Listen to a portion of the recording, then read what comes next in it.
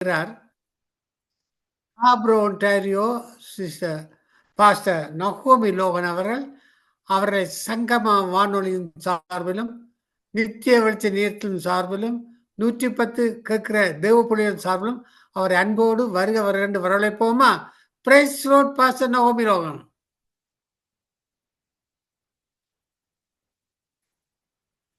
Price Lord pastor நகோமி Logan. Praise Lord ஐயா. Praise Lord. Sorry.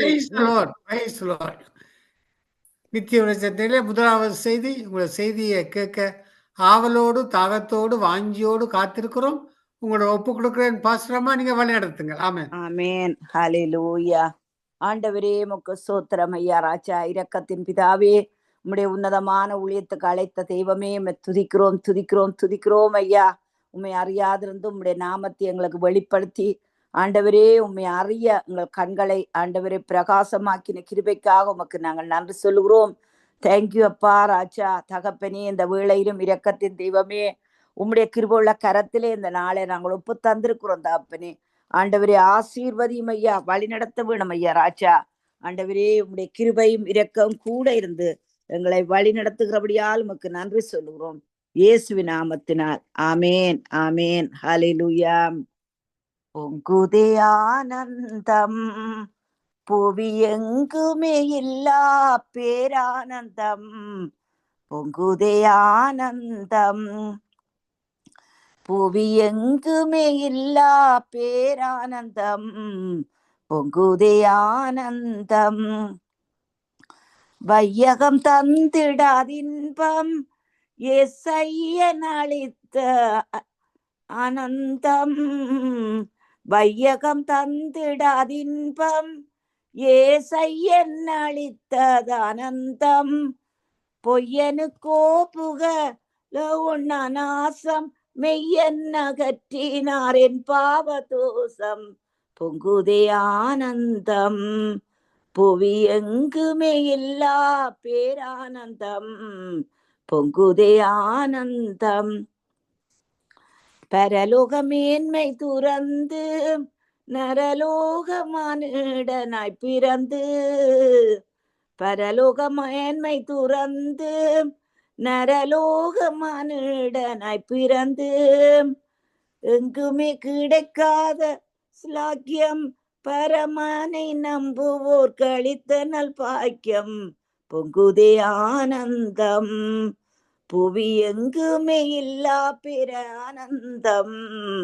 பொங்குதே ஆனந்தம், குருசினில் சிந்தின ரத்தம், குரு இயேசுவால் உண்டான சுத்தம்.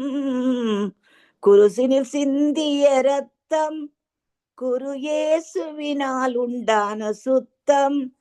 கல்வாரியில் தெய்வ மகத்துவ நேசம், கல்லான இதயம் கழித்திடும் பாக்கியம். பொங்குதே ஆனந்தம், புவி எங்குமே இல்லா பேரானந்தம். பொங்குதே ஆனந்தம். ஹல்லேலூயா.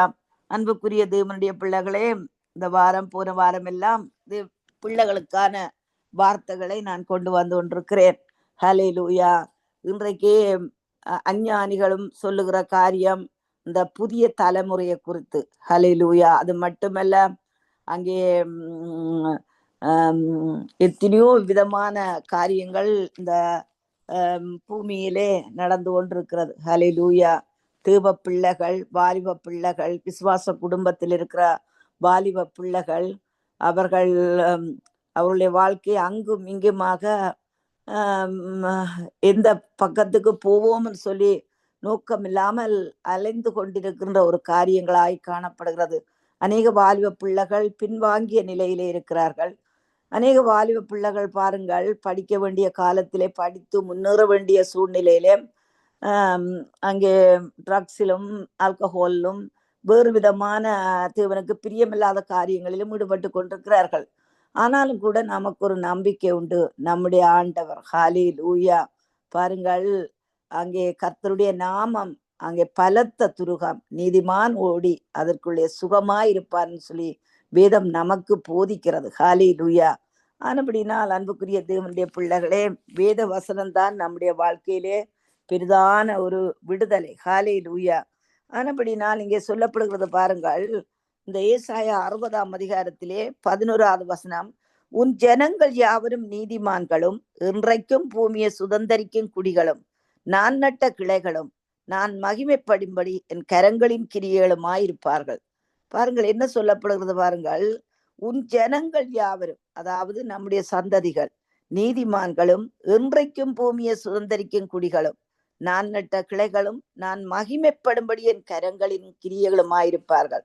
ஆனபடினால் அன்புள்ள தேவனுடைய பிள்ளைகளே, ஒவ்வொரு நாளும் எங்கள் பிள்ளைகளுக்காக நாங்கள் அதிகமாக ஜெபிக்க வேண்டும். எங்களுடைய அன்புக்குரியவர்களுடைய பிள்ளைகளுக்காக, உறவினர்களுக்காக, ஹல்லேலூயா, இந்த தேசத்து ஜனங்களுக்காக, இந்த தேசத்தில் இருக்க வாலிப பிள்ளைகளுக்காக, விசேஷமாக நம்முடைய தேசத்திலே ஹல்லேலூயா யூனிவர்சிட்டியிலும் காலேஜிலும் படிக்கிற பிள்ளைகளுக்காக, ஹல்லேலூயா, இவர்களுக்காக நாங்கள் ஜெபிக்க வேண்டியது அவசியம். ஆனபடினா இங்கே சொல்லப்படுகிறது பாருங்கள், சின்னவன் 1000 சிறியவன் பலத்த ஜாதியும் ஆவான். கர்த்தராகிய நான் ஏற்ற காலத்தில் அங்கே இதை தீவிரமாய் நடப்பிப்பேன் சொல்லி தேவன் சொல்லுகிறார். ஹல்லேலூயா. அது மட்டுமல்ல, இந்த ஏசாயா 61:7 உங்கள் வெட்கத்துக்கு பதிலாக இரண்டத்தனியாக பலன் வரும், இலச்சைக்கு பதிலாக தங்கள் பாகத்தில் சந்தோஷப்படுவார்கள், அதன் நிமித்தம் தங்கள் தேசத்தில் இரட்டிப்பான சுதந்திரம் அடைவார்கள், நித்திய மகிழ்ச்சி அவர்களுக்கு உண்டாகும். ஆனபடினால் அன்புள்ள தேவனுடைய பிள்ளைகளே, ஹல்லேலூயா, உங்கள் பிள்ளைகளை குறித்து நாங்கள் அதிகமாக மனவருத்தப்பட வேண்டிய தேவையில்லை. ஏனென்றால் நம்முடைய ஆண்டவருடைய நாமமும் அவருடைய மகிமையும் எங்கள் பிள்ளைகள் மேல் தங்கியிருக்கிறது. ஹல்லேலூயா.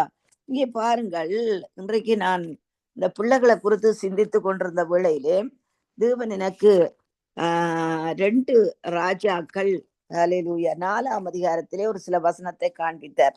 2ஆம் அதிகாரம் 4ஆம் அதிகாரம் 1வது வசனம், தீர்க்கதரிசிகளுடைய புத்திரரில் ஒருவனுக்கு மனைவியாயிருந்த ஒரு ஸ்திரீ எலிசாவை பார்த்து, உமது அடியானாகிய என் புருஷன் இறந்து போனான், உமது அடியான் கர்த்தருக்கு பயந்து நடந்தான் என்பதை அறிவீர், கடன் கொடுத்தவன் இப்பொழுது என் 2 குமாரரையும் தனக்கு அடிமைகளாக்கி கொள்ள வந்தான் என்றார். ஹல்லேலூயா.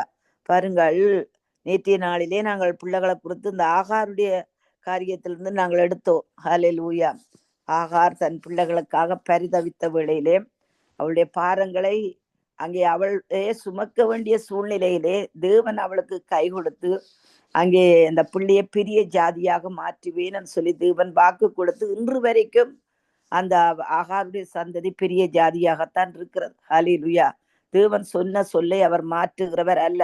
இங்கே பாருங்கள், ஒரு தீர்க்கதரிசிகளுக்கு புத்திரரில் ஒருவனுக்கு மனைவியாயிருந்த ஒரு ஸ்திரீ. ஹல்லேலூயா. அதாவது பாருங்கள், தேவனுடைய ஊழியத்தை செய்த ஒரு குடும்பம். ஹல்லேலூயா. தேவனுக்காக வைராக்கியம் பாராட்டின ஒரு குடும்பம். ஆனால் பாருங்கள், அங்கே அவள் சொல்லுகிறாள், உமது அடியானாகிய என் புருஷன் இறந்து போனான், உமது அடியான் கர்த்தருக்கு பயந்து நடந்தான் என்பதை அறிவீர்.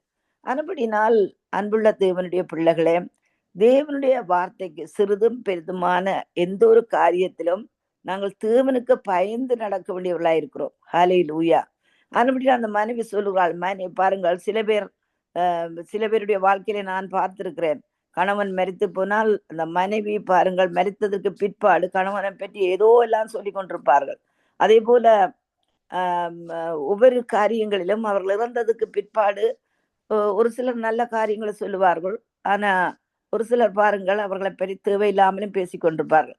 ஆனா இந்த மனைவி தன்னுடைய கணவனை குறித்து ஒரு நல்ல சாட்சி கொடுக்கிறாள். ஹல்லேலூயா. அவள் சொல்லுகிறாள், கர்த்தருக்கு பயந்து நடந்தார். ஹல்லேலூயா. அப்படிப்பட்ட ஒரு கணவன், அது மட்டுமல்ல, ஆனால் எப்படியோ என்ன விதத்திலே ஊழியத்துக்கு வாங்கினானோ என்ன நடந்தது என்று தெரியவில்லை அன்புக்குரியவர்களே. ஏனென்றால் அவன் கர்த்தருக்கு பயந்து நடந்த ஒரு தேவ மனுஷன். ஆனா அதே நேரத்திலே அவன் யோசித்திருந்திருக்கலாம், அந்த கடனை எப்படியாவது கட்ட தனக்கு வல்லமை உண்டு என்று சொல்லி அவன் யோசித்திருக்கலாம். ஆனபடினால் அவன் தன்னுடைய வயதுக்கு முன்பாக மரித்தும் இருந்திருக்கலாம். ஆனபடினால் இப்பொழுது கடன் கொடுத்தவன் என்ன சொல்லுகிறான், இப்பொழுது என் 2 குமாரரையும் தனக்கு அடிமைகளாக்கி கொள்ள வந்தான் என்றான். ஹல்லேலூயா. அன்புக்குரியவர்களே, இந்த வார்த்தையின் மூலம் தேவன் என்னோடு பேசின காரியம், சத்துருவானவன், ஹல்லேலூயா, இன்றைக்கு தேவனுடைய பிள்ளைகளை, வாலிப பிள்ளைகளை தனக்கு அடிமைகளாக்கி கொள்ள அவன் வருகிறான். ஹல்லேலூயா. அதாவது பூத வஸ்துக்கு அடிமை, ஆல்கஹோலுக்கு அடிமை, சிற்றின்பங்களுக்கு அடிமை, இன்றைக்கு எத்தனையோ விதமான தேவனுக்கு பிரியமில்லாத சட்ட திட்டங்களுக்கு அடிமை. பாருங்கள், இந்த பிசாசானவன் ஒரு ஆணும் பெண்ணும் திருமணம் செய்வதற்கு அங்கே எத்தனையோ எதிர்ப்பான காரியங்களை சொல்லுகிறான். அதில் எத்தனையோ எதிர்ப்புகளை அவன் செய்கிறான். ஆனால் இந்த தேவனுடைய சட்டத்துக்கு மாறாத காரியங்களுக்கு அவன் சப்போர்ட் பண்ணுகிறான். ஹல்லேலூயா. இதான் சத்துருவானவனுடைய அவனுடைய இயல்பு. பாருங்கள், ஆண்டவரே சொல்லி இருக்கிறார், சத்ருவானன் பொய்யன், பொய்யுக்கு பிதாவுமாயிருக்கிறான், அவன் அங்கே அழிக்கத்தான் வர, கொல்லவும் அழிக்கவும் வருகிறானே என்று வேறொன்றுக்கும் வரான்.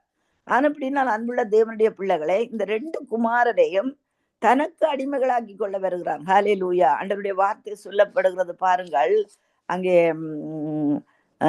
இந்த ஆல்கஹோல், இந்த சாராயத்தை குறித்து பார்க்கின்ற வழியில அதை பார்க்காதே, அது பாம்பு போல உனக்குள்ளே அங்கே உனக்குள்ளே செல்லும்னு சொல்லி அங்கே சாராயத்தை குறித்து சொல்லப்படுகிறது. அது மட்டுமல்ல, சாராயம் அமளி பண்ணும்னு சொல்லி, இப்போ மதுபானம் அமளி பண்ணும்னு சொல்லி சொல்லப்படுகிறது.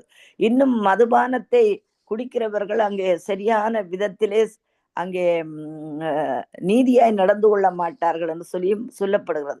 ஆனப்படினால் இதற்குள்ளே போனால் அங்கே அவருடைய வாழ்க்கை அடிமைத்தனம்தான். ஹல்லேலூயா. எத்தனையோ பேரை நான் பார்த்திருக்கிறேன்.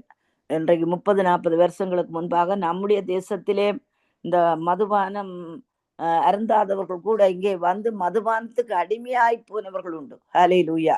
ஆனபடினால் அன்புள்ள தேவனுடைய பிள்ளைகளே, ஆனால் இந்த பெண் விதவை, அங்கே அவளுக்கு கணவனும் இல்லை, ஆனா அவள் ஒரு சரியான தீர்மானத்தை எடுத்துக்கொள்கிறாள். அன்புள்ள தேவனுடைய பிள்ளைகளை, இன்றைக்கு உங்களுக்கு ஒருவரும் உதவி இல்லாமல் இருக்கலாம், நீங்க தாய்மாராக இருக்கலாம், அல்ல தகப்பன்மாராக இருக்கலாம், பிள்ளைகளை குறித்து கவலைப்பட்டு கொண்டிருக்கலாம். பிள்ளைகள் இப்படி தருமான பாதைகளிலே போய்கொண்டிருக்கிறார்களே, இவர்கள் அந்த பொல்லாத பழக்க வழக்கங்களுக்கு அடிமையாக்கப்பட்டிருந்தால் இவர்களை மீட்டுக் கொள்ள முடியாதே என்று சொல்லி நீங்க யோசித்து கவலைப்படலாம். ஹல்லேலூயா.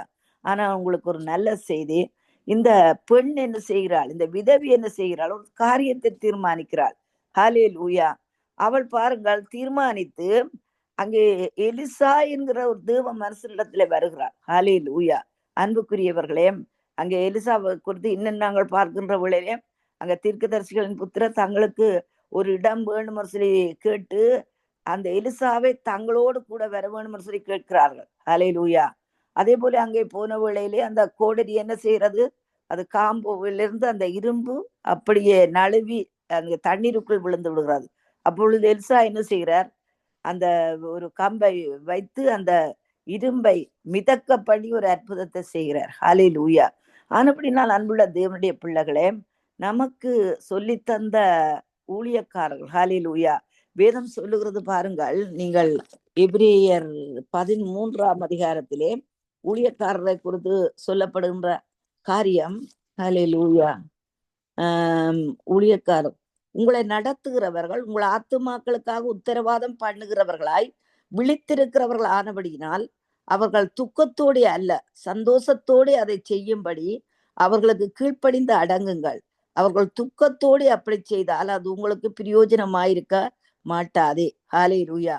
அது மட்டுமல்ல, அதே அதிகாரத்தில் 7வது வசனம் சொல்லுகிறது, தேவ வசனத்தை உங்களுக்கு போதித்து உங்களை நடத்தினவர்களை நீங்கள் நினைத்து அவருடைய நடக்கையின் முடிவை நன்றாய் சிந்தித்து அவர்களுடைய விசுவாசத்தை பின்பற்றுங்கள்.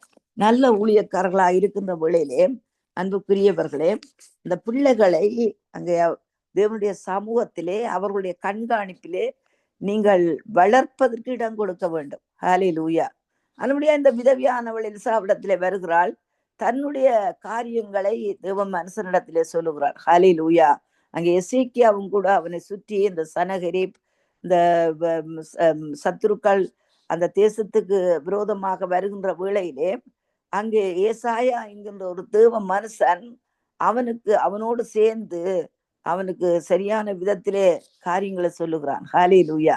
ஆனபடி நான் அன்புள்ள தேவனுடைய பிள்ளைகளே, தேவனுடைய சமூகத்திலே பாருங்கள், ஒரு சிலர் என்ன செய்வதுன்னு சொல்லி சொன்னால் ஊழியக்காரர்களை பற்றி தாறுமாறாய் பிள்ளைகளுக்கு சொல்லுவது. அதுக்கு பிற்பாடு பிள்ளைகள் என்ன செய்வார்கள், அந்த தேவனுடைய ஆலயத்துக்கு போக விரும்ப மாட்டார்கள். ஹல்லேலூயா.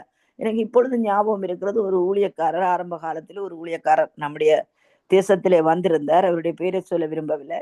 அவர் அவர் ஒரு முறை சொன்னார், என்னன்னு சொல்லி சொன்னால், தான் வேலை நிமித்தம் பிரயாணம் செய்வது வழக்கமாம். அதுபடினால் ஒரு ஞாயிற்றுக்கிழமை வருகின்ற வழியில அவர் பிரயாணப்பட்டு இந்தியா தேசத்திலே எங்கு இடத்திலிருந்து ஏதோ ஒரு இடத்துக்கு போகிறாராம். அங்கே போகின்ற வேளையிலே அன்புக்குரியவர்களை, ஞாயிற்றுக்கிழமை, ஹல்லேலூயா, நீங்க பாருங்கள், வெளிப்படுத்தல் புத்தகத்திலே யோவானை குறித்து என்ன சொல்லப்படுகிறது? அங்கே கர்த்தருடைய நாளிலே நான் ஆவிக்குள்ளானேன்னு சொல்லப்படுகிறது. நீங்க பாருங்கள், எந்த நேரத்திலே நீங்கள் வேதத்தை வாசிக்கிறீர்களோ, ஜெபிக்கிறீர்களோ, துதிக்கிறீர்களோ, உங்களை அறியாமல் அந்த நேரத்திலே உங்களுடைய இருதயம் என்ன செய்யும்? தேவனுடைய சமூகத்தை தேடும், தேவனுடைய சமூகத்தை நாடும். ஹல்லேலூயா. அன்புக்குரிய தேவனுடைய பிள்ளைகளே, அங்கே எனக்கு அப்படி இருக்கிறது. காலையில நான் எழுந்திருந்து வேதத்தை வாசிக்க, துதிக்க, ஜெபிக்க அது எனக்கு மிகவும் இலகுவாயிருக்கும். தேவனுடைய வார்த்தையை படிக்க சந்தோஷமா இருக்கும். ஹல்லேலூயா.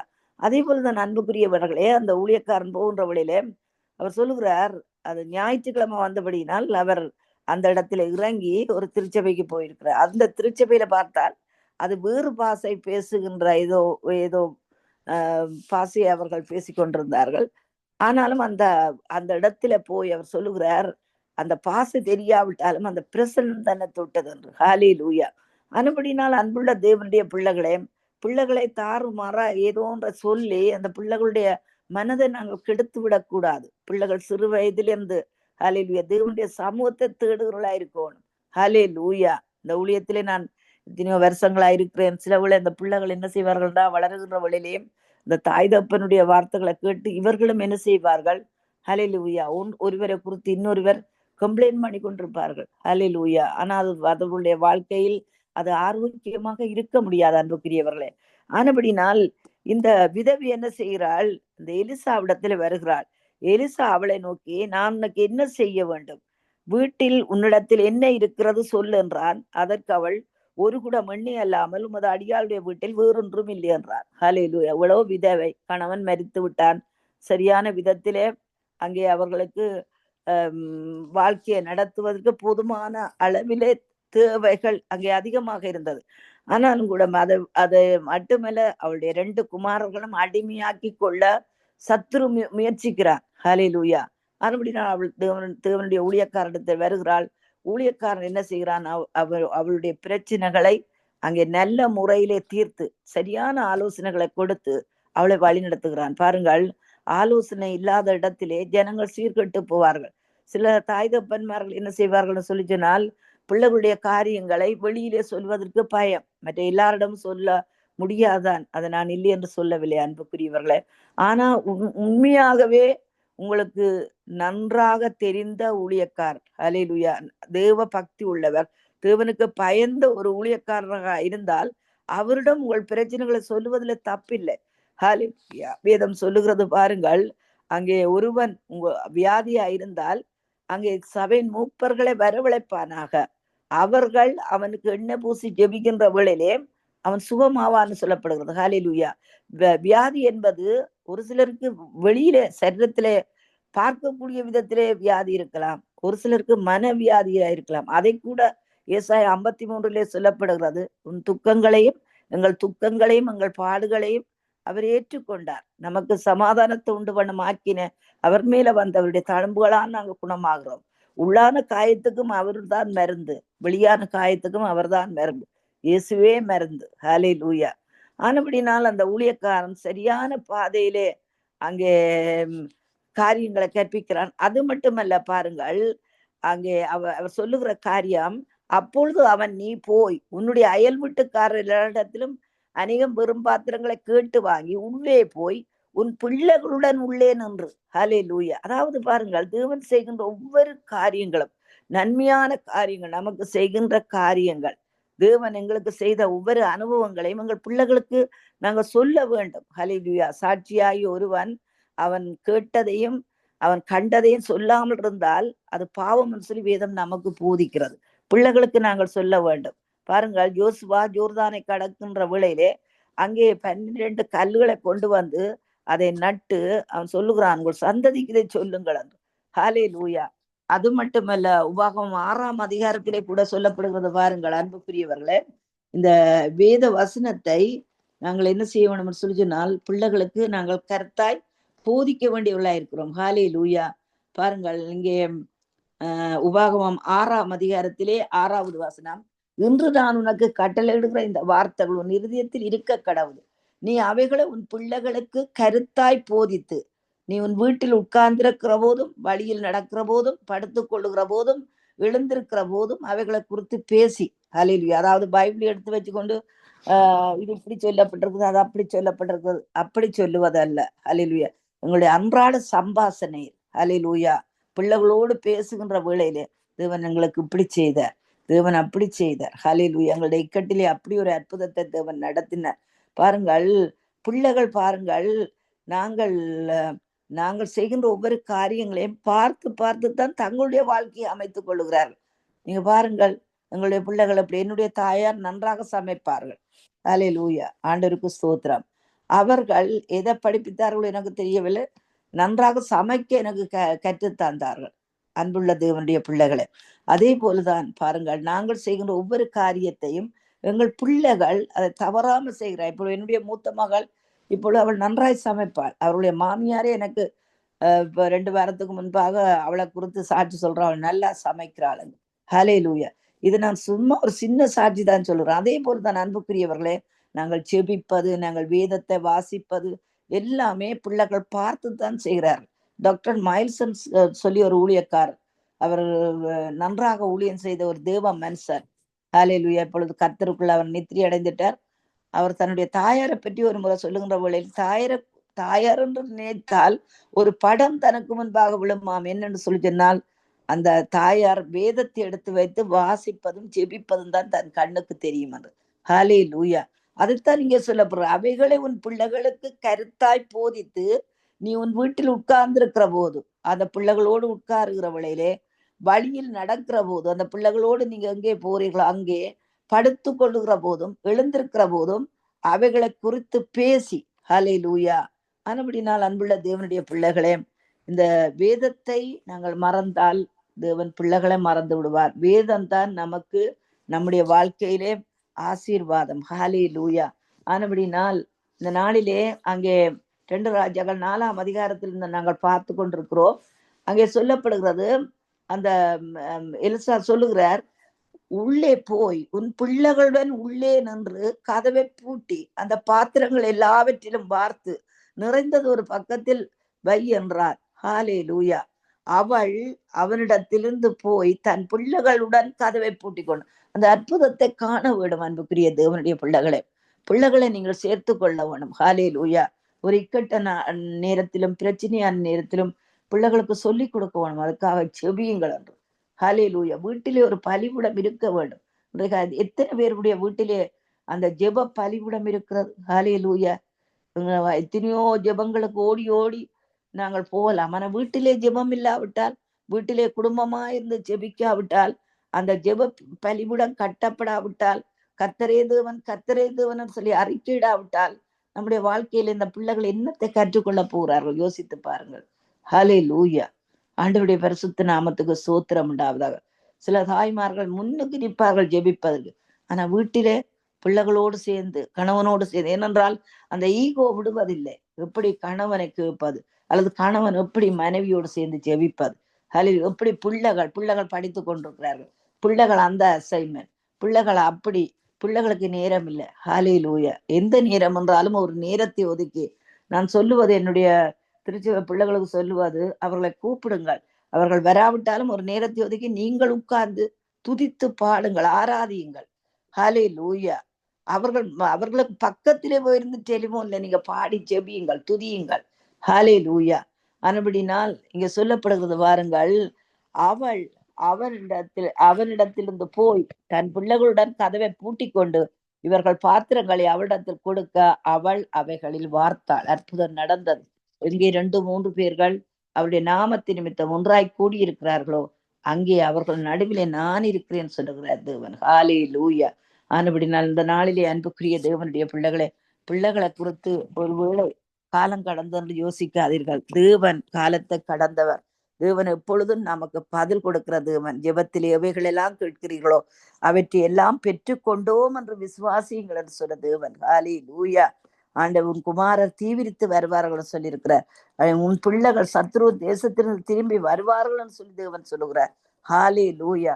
அன்படினால் மனதை அங்கே தாறுமாறாக வேதனைப்படுத்தாதபடி ஹல்லேலூயா தேவனுடைய சமூகத்தில் வாருங்கள். தேவனிடத்தில் அன்புக்குரிய தேவனுடைய பிள்ளைகளே, ஹல்லேலூயா தேவ சமூகத்திலே நின்று ஆண்டவரிடத்திலே ஜெபியுங்கள். திரும்ப அங்கே வீட்டிலே ஜெப பலிபிடத்தை கட்டுங்கள். தேவன் உங்களோடு கூட இருப்பாராக. ஆமேன். ஹல்லேலூயா. ஹல்லேலூயா. சோத்திரம் ஐயா ராஜா. தேவனே, நீங்க மட்டும் இல்லைன்னாக்கா எங்கோ நான் மண்ணாய் போயிருப்பேன்.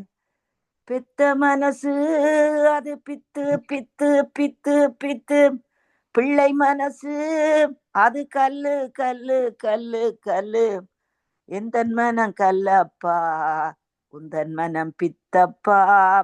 ஏற்றுக்கொள்ளும் ஏசப்பா, உந்தன் பிள்ளை நானப்பா. நீங்க மட்டும் இல்லை என்னாக்கா எங்கோ நான் மண்ணாய் போயிருப்பேன். நீங்க மட்டும் இல்லை என்னாக்கா எங்கோ நான் மண்ணாய் போயிருப்பேன். பெத்த மனசு அது பித்து பித்து பித்து பித்து, பிள்ளை மனசு அது கல்லு கல்லு கல்லு கல்லு. எந்தன் மனம் கல்லப்பா, உந்தன் மனம் பித்தப்பா. ஏற்றுக்கொள்ளும் ஏசப்பா, உந்தன் பிள்ளை நானப்பா. நீங்க மட்டும் இல்லை என்னாக்கா எங்கோ நான் மண்ணாய் போயிருப்பேன். துன்பத்தின் பாதையில் எல்லாம் அப்பா அப்பா தோளோடு சுமந்து கொண்டீரே. துன்பத்தின் பாதையில் எல்லாம் அப்பா அப்பா தோளோடு சுமந்து கொண்டீரே. தந்தை போல் தாயை போல காத்து கொண்டீரே. மார்போடு சேர்த்தணைத்தீரே. தந்தை போல் தாயை போல காத்து கொண்டீரே. மார்போடு சேர்த்தணைத்தீரே. பித்த மனசு அது பித்து பித்து பித்து பித்து, பிள்ளை மனசு அது கல்லு கல்லு கல்லு கல்லு. எந்தன் மனம் கல்லப்பா, உந்தன் மனம் பித்தப்பா. ஏற்றுக்கொள்ளும் ஏசப்பா, உந்தன் பிள்ளை நானப்பா. நீங்க மட்டுமே என்னாக்கா எங்கோ நான் மண்ணாய் போயிருப்பேன். நான் அழுத வேளையில் எல்லாம் அப்பா அப்பா கண்ணீரை துடைக்க வந்தீரே. நான் அழுத வேளையில் எல்லாம் அப்பா அப்பா கண்ணீரை துடைக்க வந்தீரே. அன்பிழந்த வேளையில் எல்லாம் எனக்கு அன்பு தந்து அரவணைத்தீரே. பெத்த மனசு அது பித்து பித்து பித்து பித்து, பிள்ளை மனசு அது கல்லு கல்லு கல்லு கல்லு. எந்தன் மனம் கல்லப்பா, உந்தன் மனம் பித்தப்பா. ஏற்றுக்கொள்ளும் ஏசப்பா, உந்தன் பிள்ளை நானப்பா. நீங்க மட்டும் இல்லை என்னாக்கா எங்கோ நான் மண்ணாய் போயிருப்பேன். பாவத்தில் சூழ்ந்த என்னையே அப்பா அப்பா உம் கைகள் உருவாக்கினதே. உமது வார்த்தையால் என்னை தினந்தோறும் உம் வழியில் நடத்தி சென்றீரே. பித்த மனசு அது பித்து பித்து பித்து பித்து, பிள்ளை மனசு அது கல்லு கல்லு கல்லு கல்லு. பித்த மனம் பித்தப்பா, பிள்ளை மனம் ஏற்றுக்கொள்ளும் ஏசப்பா, உந்தன் பிள்ளை நானப்பா. நீங்க மட்டும் இல்லை என்னாக்கா எங்கோ நான் மண்ணாய் போயிருப்பேன். ஹல்லேலூயா. bless you. ஆமேன் ஆமேன். ஹல்லேலூயா. நன்றாக ஒரு வார்த்தையை கொடுத்தீர்கள். நன்றாக தேவைப்பட்ட ஒரு வார்த்தை. பெற்றோர்களும் பிள்ளைகளும் என்ன மாதிரி பெற்றோர்களுக்கு கத்தர் கொடுத்த அந்த ஈவும் அந்த மாதிரி ஒரு காலிங் அவங்களோட வார்த்தையில இருக்கிறது, அவர்களோட வாழ்க்கையிலே அந்த பிள்ளைகளுக்காக the Lord has said raise them up in the admonition of the Lord. அதே போல நீங்களும் அந்த வார்த்தையின் மூலமாகவும் சாட்சிகள் மூலமாகவும் நன்றாக வந்து கூட எனக்கு அந்த நீங்க கொடுத்த அந்த ஒரு வார்த்தை இருக்கிறது. நான் அதை இங்கிலீஷ்ல வாசிக்க போறேன். verse Isaiah 60 verse 11, your gates will always stand open, they will never be shut day or night, so that people may bring you the wealth of the nations, their kings led in triumphal possession. You know, நான் இதில் என்ன கற்றுக்கொண்டேன் என்றால், கத்தர் எவ்வளவுக்கு எங்களுக்கு அந்த பெலனையும் அவருடைய பரிசுத்த ஆவியின் மூலமாக எங்களை நடத்தினார் என்றால், பெற்றோர்களுக்கு தான் நான் இந்த நீங்க கொடுத்த வார்த்தையின்படி நான் சொல்றேன் என்னென்றால், அந்த வார்த்தை தான் நீங்க சொன்னது போலவே எங்கள் பிள்ளைகளுக்கும் நாங்கள் வளர்ச்சிக்கும் அவர்களுடைய வாழ்க்கைக்கும் உதவுகிறது. அவர் எங்களை பார்த்து எங்களுடைய வாழ்க்கையையும் பார்த்து அவர்களும் அதை கற்றுக்கொள்கிறார்கள் என்றபடியே நன்றாறு வார்த்தையை கொடுத்தீர்கள். God bless you. Very good encouraging word, Pastor Naomi Logan. God bless you.